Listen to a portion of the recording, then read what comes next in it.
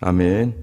오늘 주시는 말씀은 미가서 4장 1절부터 5절까지 말씀입니다. 미가서 4장 1절로 5절까지 말씀.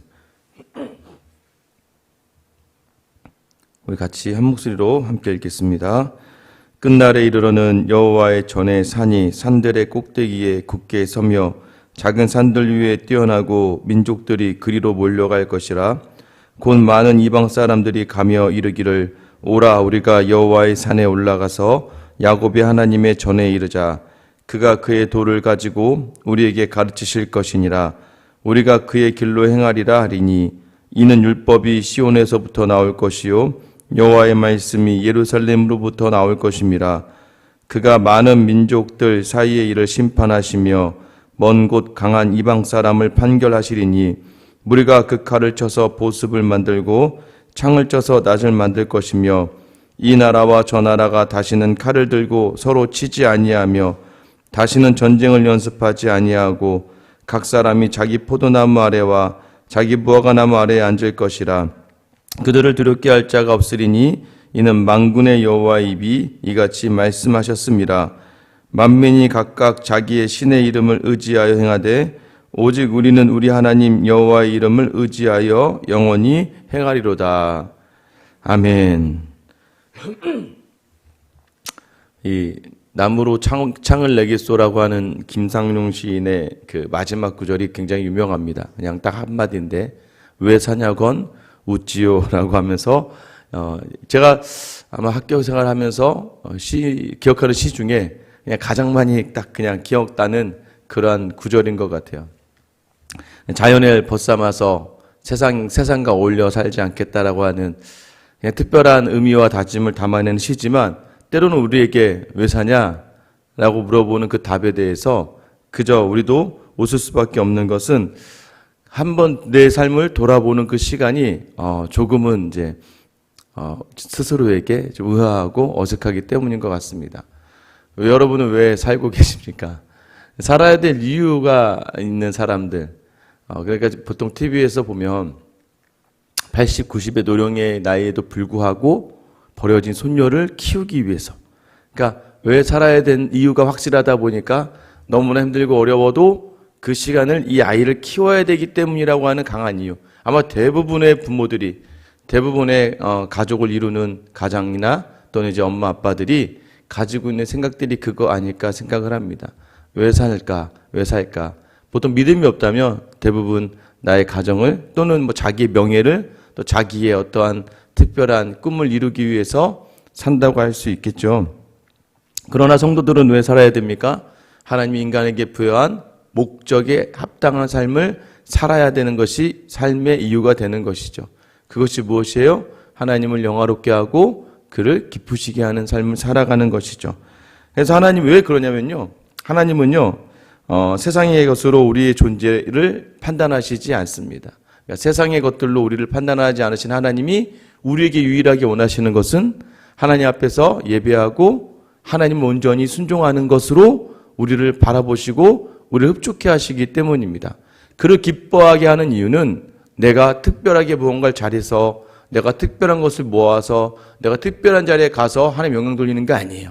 많은 사람들이 생각하는 것이 무엇이냐면 하나님이 내게 주신 삶을 가지고 내가 세상을 뒤집어 엎어야지, 내가 속한 공동체를 뒤집어 엎어서 뭔가 하나님께 영광, 그래서 어떤 자리 설 때마다 하나님께 영광을 돌립니다. 물론 그것도 하나님께 영광을 돌리는 일이지만 하나님 정말 원하시는 사람의 성도의 삶은요, 매 어느 순간 어디에서든지 간에 하나님께 감사하고 하나님을 존중하고 하나님을 경외하며 그 자리에서 내게 주신 상황 속에서 하나님을 인정하며 살아가는 그 삶을 하나님께서는 영화롭게 받으시고 기뻐하신다는 거예요. 그래서 하나님을 우리가 기뻐하고 영화롭게 하는 삶의 이유가 우리의 목적이 된다면 우리의 모든 삶의 자리마다 우리는 더욱더 담대하게 용기를 내어 살아갈 수 있게 되는 것이죠. 왜 정말 우리가 왜 그분을 위해서 그렇게 살아야 되고 왜 인생을 거기에 둬야 되는가? 오늘 그 이유가 본문에 등장합니다. 1절 말씀 볼게요. 끝날에 이르러는 여호와의 전의 산이 산들의 꼭대기에 굳게 서며 작은 산들 위에 뛰어나고 민족들이 그리로 몰려갈 것이라. 끝날이 무엇이에요? 여호와의 날이죠. 마지막 날이에요. 심판의 날이 될 수도 있고 믿는 자에게는 회복의 날이 되는 것이죠. 우리가 이제 우리의 죄악 속에서 하나님은 반드시 심판하실 것입니다. 하나님의 진노가 부어져요. 근데 하나님은 거기서 멈추지 않으시고 반드시 하나님의 백성을 회복시키는 날, 그 날 여호와의 날, 바로 끝날이라고 이야기하죠. 근데 그 끝이 무엇이냐 봤더니 이방의 모든 사람들이 여호와의 전의 산으로 올라간다는 거예요. 민족들이 그러니까 세상의 작은 산들 위에 뛰어나고 민족들이 그 위로 올라가고 있다. 이것은 무엇이에요? 하나님께서만 하나님이 계신 그 산이 세상의 어떤 산보다 높다는 거죠. 이 이야기는 당시에 이제 모든 신전과 산당이 다 산 꼭대기에 있었기 때문입니다. 인간의 모든 생각이 가장 높은 곳에서 신을 만날 수 있다는 생각을 가지고 높은 산들마다 다 산당이나 또 신전을 지어놨는데 여호와의 전에 산보다 높은 산이 없다. 하나님께서 정말 그 모든 산들을 다 멸하시고 스스로 홀로 서실 것이다라는 것을 이야기해요. 그래서 모든 사람들이 깨닫게 되는 거예요. 저 산이 가장 올바른 산이고 가장 확실한 산이구나. 그래서 여호와의 전이 있는 그 산으로 많은 사람들이 향하게 된다고 하는 거예요. 2절 말씀 볼게요. 2절 3절입니다. 2절 말씀. 곧 많은 이방 사람들이 가며 이르기를 오라 우리가 여호와의 산에 올라가서 야곱의 하나님의 전에 이르자. 그가 그의 도를 가르치고 우리에게 가르치실 것이니라. 우리가 그의 길로 행하리라 하리니 이는 율법이 시온에서부터 나올 것이요 여호와의 말씀이 예루살렘으로부터 나올 것입니다. 하나님의 백성으로 하나님께서는 이스라엘까지만 부르시는 게 아니다는 것이죠. 그 끝날이 되었을 때는 하나님은 만 백성을 하나님의 자녀와 하나님의 백성으로 부르실 온전한 회복을 말씀하시는 거예요. 그리고 그들이 무엇이라고 하며 외치며 옵니까? 오라 우리가 여호와의 전에 산에 올라가서 야곱의 하나님의 전에 이르자. 왜 하나님께 향하고 있다는 거예요? 그가 그의 도를 가지고 우리에게 가르치실 것이라. 여러분 하나님의 백성은 누구입니까? 하나님의 백성은요 이스라엘이 아니에요. 하나님의 백성은 하나님의 말씀을 받은 자들이 하나님의 백성이 되는 거예요. 이 만방의 백성들, 그러니까 많은 이방인들이 하나님 집에 올 수 있는 이유는 무엇이에요? 그들을 하나님께서 부르시는 거예요. 그들이 어떤 기대를 가지고 가는 거예요? 하나님의 도를 듣고자 하는 마음으로 나온다는 거예요.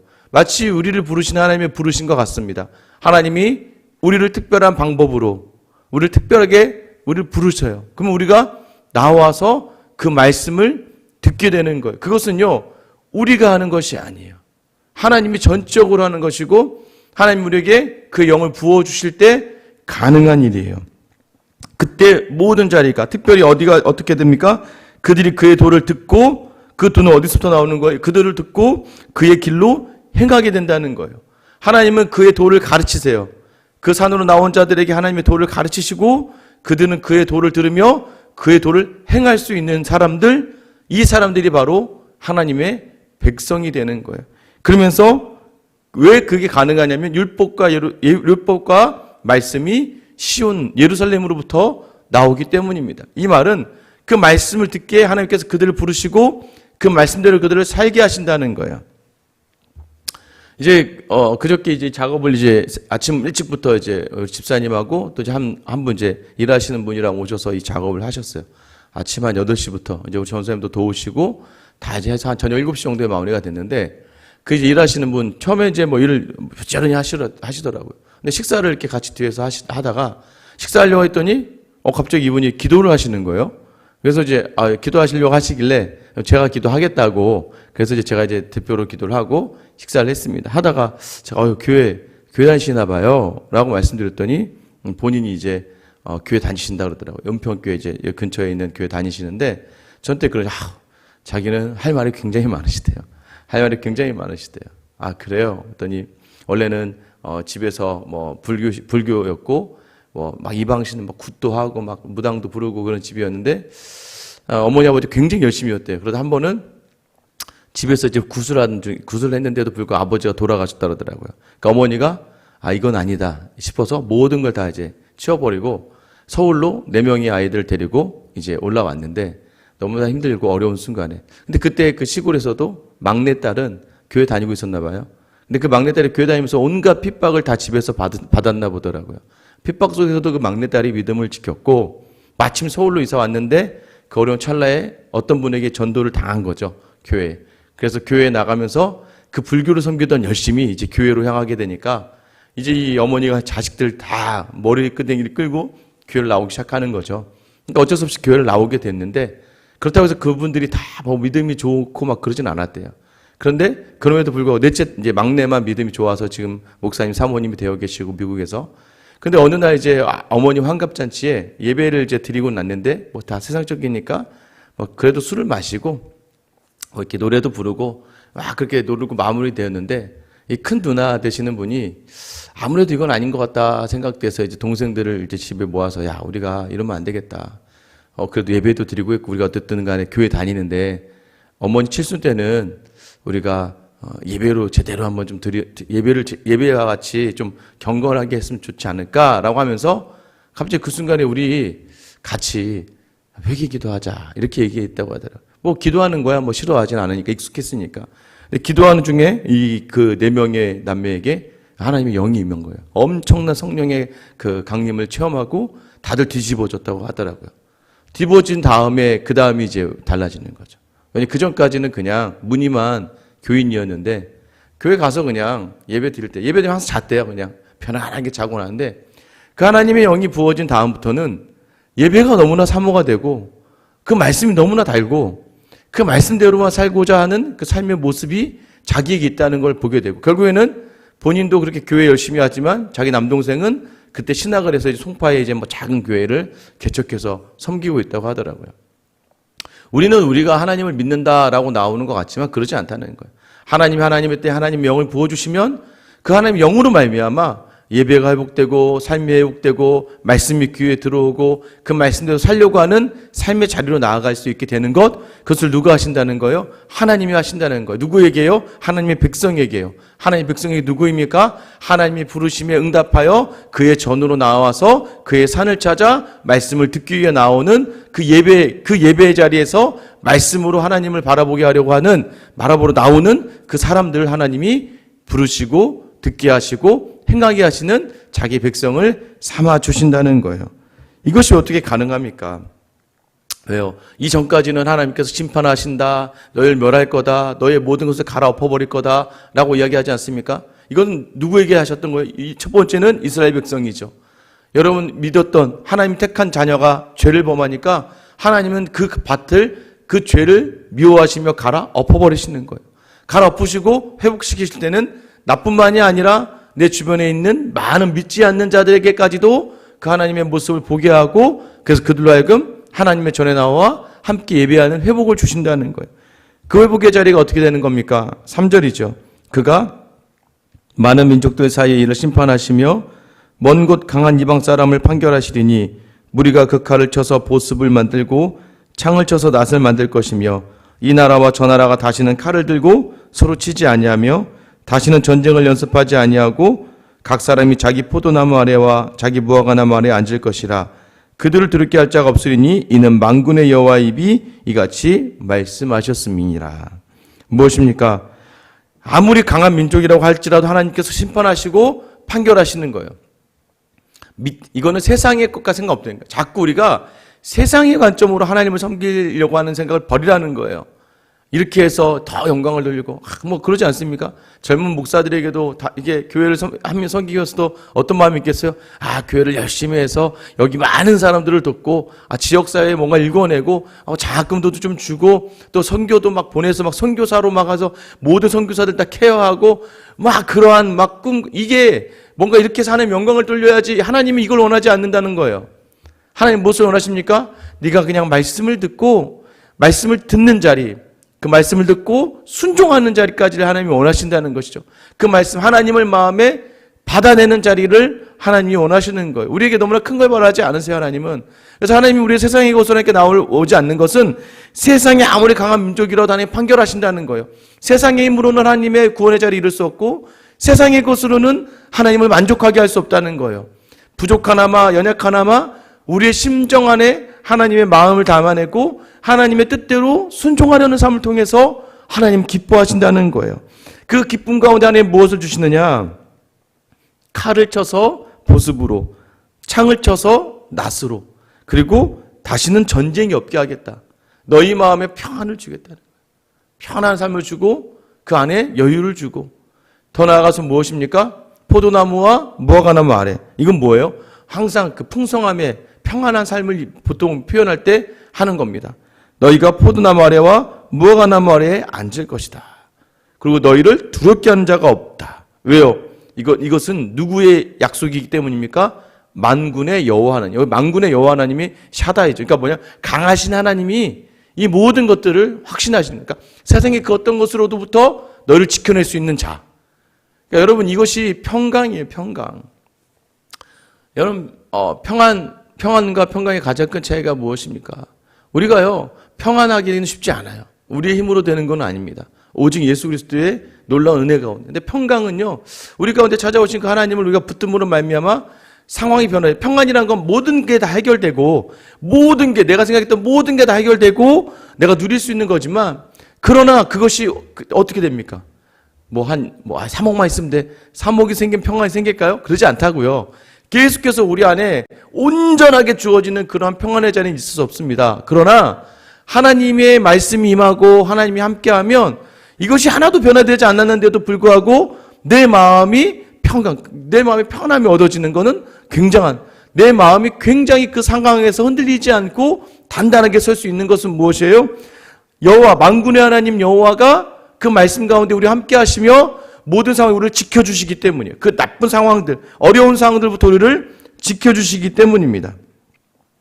그리고 5절 말씀 보세요. 만민이 각각 자기의 신의 이름을 의지하고 행하되 오직 우리는 우리 하나님 여호와의 이름을 의지하여 영원히 헤아리로다. 그러니까 이렇게 미가가 얘기하는 거예요. 다른 사람들아, 그래 니네 각자의 신을 가지고 한번 의지하며 행해봐라. 그러나 우리는 하나님 여호와의 이름만 의지하겠다. 제가 미가 이름의 뜻이 뭐라고 했습니까? 여호와 같은 이가 어디 있는가? 여호와 같은 사람 없다. 하나님과 같은 분이 없다. 그래서 우리는 그 하나님의 이름만 의지하며 나아가겠다. 그리고 그분이 바로 영원하시기 때문에 그분을 영원히 의지해도 그분은 우리에게 있어서 항상 영원히 함께 하시고 영원히 우리에게 평강으로 인도하시는 하나님이시다라고 하는 거예요. 여러분, 왜 저는 하나님을 의지합니까? 왜 여러분은 하나님을 의지합니까? 왜요? 하나님이 어떤 분이신지를 알기 때문이에요. 어제 이제 말씀을 준비하다가 이제 연말을 준비하면서 이제 연말 정리를 하면서 하다 보니까, 그죠, 여러분? 제가 항상 설교할 때는 항상 행복해요, 좋아요 하지만 항상 행복하고 항상 좋겠습니까? 굉장히 외롭기도 하고 힘들기도 하고 결정을 하려고 하면 너무나 어렵고, 처음 저도 담임의 자리에 있다 보니까 경험도 없고, 하다 보면 이래저래 실수도 하고, 또 하다 보면 가끔은 어려운 생각도 들고, 또 막막한 것도 좀 있고, 또 제 생각처럼 되지 않는 일도 좀 있고 하겠죠. 그러니까 하루가 그저 쉽지는 않죠. 여러분의 인생이 쉽습니까? 여러분의 하루는 만만하십니까? 아니잖아요. 하루는 고단하죠. 어렵죠. 사업하시는 분들 지금 보니까 밑에 또 하나, 저희 상가에 또 하나 업체가 또 나가는 것 같은데, 하다가 또 2층 식당은 아예 장사를 하지 않습니다. 제가 한번 만났거든요. 나가다가 어디 가세요 했더니 너무 힘들어서 그냥 장사를 아예 닫아버리는 게 돈이 오히려 더 안 나가는 거라고 그러더라고요. 운영을 안 하는 게 돈이 안 나가는 거라고, 짐 정리 한 2주 전인가 짐 정리하시면서 나가시는 이것저것 챙겨오시더라고요, 봉고차에. 보시면서 제가 벌써 식당도 문을 닫고 밑에 이제 또 어제도 뭔가 짐을 막 싸서 나가더라고요. 너무 어렵고 힘든 시간 아닙니까? 그리고 계속해서 직장 다니시는 분도 어렵고, 또 그것뿐만, 코로나 때문에 어려운 것뿐만 아니라 일상에 코로나가 없어도 어려운 삶이 우리에게 계속되는 거예요. 여러분, 세상이 쉽지 않아요. 세상이 녹록하지 않습니다. 이제 저희 아내랑 어제 저녁에 이야기를 하다가 딱 그랬어요. 내가 1년을 생각해 보니까 쉽지 않아. 절교 쉽지 않았어. 힘들었어. 그래? 그런데 이제 힘들었는데 중요한 건 무엇입니까? 그 힘든 것을, 그 어려운 것을, 그 외로운 것을, 또 지치는 것을 무엇으로 우리가 이겨낼 수 있었던 거예요? 시온과 예루살렘으로부터 나오는 그 말씀. 그러니까 하루의 그 어려운 모든 순간들을 덮어내는 그 더 큰 하나님의 은혜의 말씀. 그 말씀이 우리를 덮어내니까 그것이 다시 다음 날엔 기쁨이 되고 감당이 되고 웃음이 되고 은혜입니다라고 이야기할 수 있는 것 아니겠습니까? 그러니까 주변에 항상 제가 전화가 오면 뭐 어떻게 해요? 이미 보세요. 지금 힘들죠. 힘들 때 전화하고 힘들다고 하겠는데 힘들고 어렵고 지치고 뭐 계속 제 마음대로 되지 않고 제 뜻대로 되지 않고 뭘 하나 끝내고 나면 뭔가 깜빡하고 있고 뭐가 또 처리하고 나면 또 다른 게 있고 그러다가 막 놓쳐가지고 그때 부랴부랴 행하다가 아예 못하는 것들도 있겠죠. 또 이제 뭐 가정도 챙기는 것도 뭐 이제 육아도 이제 지쳐나가기 시작하고 이제 애들이 학교 안 가니까 그 애들도 아침 저녁으로 막 가만히 있기만 해도 전화가 수시로 오니까 이제 이 아이들하고의 사이에서도 또 교회도 해야 되고 여러 가지가 계속 되니까 아내는 아내대로 직장에 다니고 또 여러분 그러지 않습니까? 뭐 저희만 힘든 게 아니잖아요. 여러분의 가정도 다 힘들지 않습니까? 그런데 아내도 저도 그러니까 아내도 이제 한 3주 전에 이제 일독을 딱 마치고 성경 한번 다 읽었네 이제 얘기하더라고요. 근데 아내도 버티는 힘이 뭐였어요? 책을 읽고 말씀을 읽고 하루를 버텨내고 저도 말씀을 준비하고 말씀을 선포하고 이 말씀으로 버텨내고 여러분 우리가 하루를 살아갈 수 있는 가장 큰 이유는 이 말씀 때문이에요. 하나님 우리를 너무나 사랑하셔서 이 말씀의 자리를 부르신 거예요. 그래서요 아무리 이 세상은 우리에게 온전한 평안을 줄 수는 없어요. 그러나 하나님의 말씀은요 우리 안에 역사하셔서 우리에게 평강의 길로 인도하셔서 모든 상황을 넉넉하게 이기게 하시는 거예요. 그래서 여러분 자꾸 세상의 것들을 바라보고 세상의 것을 무엇을 하려고 하다 보면 아무런 만족도 없고 넘어짐 밖에 있을 수 없지만 그러나 우리의 모든 죄의 자리를 파괴하시고 거기서 멈추지 않으시고 우리를 회복하시며 우리를 회복하는 데서 그치지 아니하시고 우리를 통해서 하나님이 필요한 하나님의 백성들을 부르시고자 작정하시는 그 하나님의 놀라운 함께하심의 그 은혜가 말씀으로 우리에게 다가오기 때문에 우리에게 오늘 하루가 살아가는 이유가 되고 그 말씀을 주신 분이 하나님이시기 때문에 하나님의 의지함으로 말미암아 그 말씀을 의지함으로 말미암아 오늘 하루를 넉넉하게 이겨낼 수 있는 믿음의 자리에 서게 되는 것이에요. 여러분 기억하셔야 됩니다. 여전히 오늘 하루도 여러분에게 녹록하지 않을 거예요. 누군가 세상의 사람들이 왜 사냐고 물으면 그냥 웃을 수밖에 없는 쓴 웃음이 나올 수밖에 없지만 그러나 그 가운데 우리에게 강하게 다가오시는 그 하나님의 영을 통해 주신 하나님의 말씀으로 말미암아 누군가가 너희를 왜 사냐고 묻는다면 우리의 강하신 하나님 여호와로 말미암아 언제나 우리를 사랑하시는 그 여호와 하나님으로 말미암아 그 하나님이 내게 주신 이 말씀으로 말미암아 살아낼 수 있어라고 담대하게 고백하는 삶을 하나님이 경험하게 하실 거고 또 오늘 그것을 결단하는 사람에게 그 하나님의 은혜를 반드시 누리게 하시는 하나님의 그 오늘의 이 본문의 말씀을 기억하면서 오늘도 더욱더 담대하게 말씀과 함께 넉넉하게 이기어 평강 안에 거하는 여러분의 삶이 될 수 있기를 예수님의 이름으로 축원합니다.